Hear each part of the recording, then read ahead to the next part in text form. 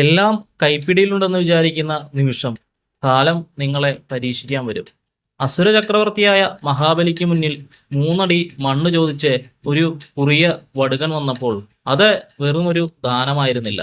അത് ഒരു ചക്രവർത്തിയുടെ അഹങ്കാരത്തെ അറുത്തുമാറ്റി അവനെ നിത്യതയിലേക്ക് നയിക്കാനുള്ള ഭഗവാന്റെ തന്ത്രമായിരുന്നു. മഹാബലി തോറ്റുപോയതാണോ അതോ ജയിച്ചതാണോ? ഇന്നും പലർക്കും അറിയാത്ത ആ ആത്മീയ രഹസ്യം നമുക്ക് നോക്കാം. ഹരേ കൃഷ്ണ, നമസ്കാരം. പാഞ്ചജന്യം കഥകളിലേക്ക് ഏവർക്കും സ്വാഗതം.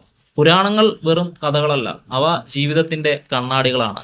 മഹാബലിയെക്കുറിച്ച് കേൾക്കുമ്പോൾ നമുക്ക് ഓർമ്മ വരുന്നത് ഓണവും പാതാളവുമാണ്. എന്നാൽ അതിനപ്പുറം ഒരു മനുഷ്യൻ എങ്ങനെ ഈശ്വരനിൽ ലയിക്കണം എന്നതിൻ്റെ വലിയൊരു പാഠം ഇതിലുണ്ട്. ഭഗവാൻ വാമനനായി വന്നത് മഹാബലിയെ നശിപ്പിക്കാനല്ല, മറിച്ച് അവനെ താനെന്ന ബോധത്തിൽ നിന്ന് മുക്തനാക്കാനാണ്. അത് എങ്ങനെയാണെന്ന് നമുക്ക് നോക്കാം. ത്രിലോകാധിപതിയായിരുന്നു മഹാബലി. അസുരനാണെങ്കിലും ധർമ്മിഷ്ഠൻ. എന്നാൽ താൻ വലിയ ദാനശീലനാണെന്ന ചെറിയൊരു അഹങ്കാരം ആ മനസ്സിൽ എവിടെയോ മുട്ടിട്ടിരുന്നു. ഇത് തിരിച്ചറിഞ്ഞാണ് മഹാവിഷ്ണു വാമനരൂപം പൂണ്ടത്. ദാനശാലയിൽ വെച്ച് 3 അടി മണ്ണ് ചോദിച്ച വടുകനെ കണ്ടപ്പോൾ മഹാബലി ചിരിച്ചു. ഇത്രയേ ഉള്ളൂ എന്നായിരുന്നു ഭാവം. തന്റെ ഗുരുവായ ശുക്രാചാര്യർ തടഞ്ഞിട്ടും മഹാബലി പിന്മാറിയില്ല. വാഗ്ദാനം പാലിക്കുക എന്നത് ധർമ്മമാണെന്ന് അദ്ദേഹം വിശ്വസിച്ചു. എന്നാൽ വാമനൻ ആകാശത്തോളം വളരുന്നത് കണ്ടപ്പോൾ മഹാബലി സ്തംഭിച്ചുപോയി. ഒരു പാദം കൊണ്ട് ഭൂമിയും 2ാമത്തെ പാദം കൊണ്ട് സ്വർഗവും അളന്നെടുത്ത ഭഗവാൻ ചോദിച്ചു, ബലി, 3ാമത്തെ അടി ഞാൻ എവിടെ വെക്കണം? അവിടെയാണ് മഹാബലി എന്ന മഹാഭക്തൻ ഉണരുന്നത്. തൻ്റെ രാജ്യവും സമ്പത്തും ഭഗവാന്റെ പാദത്തിനടിയിലായി കഴിഞ്ഞു. ഇനി അവശേഷിക്കുന്നത് താൻ മാത്രമാണ്. എൻ്റെ അഹങ്കാരത്തെ ചവിട്ടിയരയ്ക്കൂ ഭഗവാനെ എന്ന് പറഞ്ഞ് അദ്ദേഹം ശിരസ് കുനിഞ്ഞു നൽകി. ഇത് വെറുമൊരു കീഴടങ്ങൽ ആയിരുന്നില്ല, സർവസ്വവും ഈശ്വരനിൽ അർപ്പിക്കുന്ന ശരണാഗതിയായിരുന്നു. പ്രിയപ്പെട്ടവരെ, ഇതിലെ ഗുപ്തമായ സത്യം ശ്രദ്ധിക്കുക.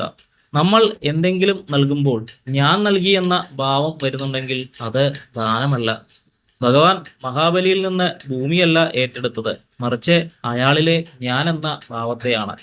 3ാമത്തെ അടി എന്നത് നമ്മുടെ അഹങ്കാരത്തിന് മേൽ ഭഗവാൻ വയ്ക്കുന്ന പാദമാണ്. ആ പാദം ശിരസിൽ ഏറ്റുവാങ്ങുന്നവർ മരിക്കുന്നില്ല, പകരം അവർ ഭഗവാന്റെ കാവൽക്കാരായി ചിരഞ്ജീവിയായി മാറും. നമ്മുടെ ജീവിതത്തിലും ഇതുപോലെ പലതും നഷ്ടപ്പെടാം. ജോലി, സമ്പത്ത്, പദവി ഇവയെല്ലാം നഷ്ടപ്പെടുമ്പോൾ നാം തകർന്നു പോകാറുണ്ട്. എന്നാൽ ഒന്നോർത്തു വയ്ക്കുക, ഭഗവാൻ നമ്മളിൽ നിന്ന് എന്തെങ്കിലും എടുത്തു മാറ്റുന്നുണ്ടെങ്കിൽ പകരം നൽകാൻ അതിലും വലിയ ഒന്ന് ഭഗവാൻ കരുതിയിട്ടുണ്ടാകും. ഭൗതികമായ ലോകം എടുത്തുമാറ്റി ആത്മീയമായ ലോകം മഹാബലിക്ക് നൽകിയതുപോലെ നമ്മുടെ പ്രതിസന്ധികളും ഒരു പുതിയ തുടക്കത്തിന്റെ അടയാളമാകാം. വാമനന്റെ പാദം മഹാബലിയുടെ ശിരസിൽ അമർന്നപ്പോൾ പിറന്നത് ഒരു പുതിയ ചരിത്രമാണ്. വിനയമാണ് ഏറ്റവും വലിയ ശക്തി എന്ന് ഓർമ്മിപ്പിച്ചുകൊണ്ട് ആ പുണ്യകഥ ഇവിടെ അവസാനിക്കുന്നു. മറ്റൊരു ദിവ്യ അനുഭവമായി വീണ്ടും കാണാം. നന്ദി, നമസ്കാരം.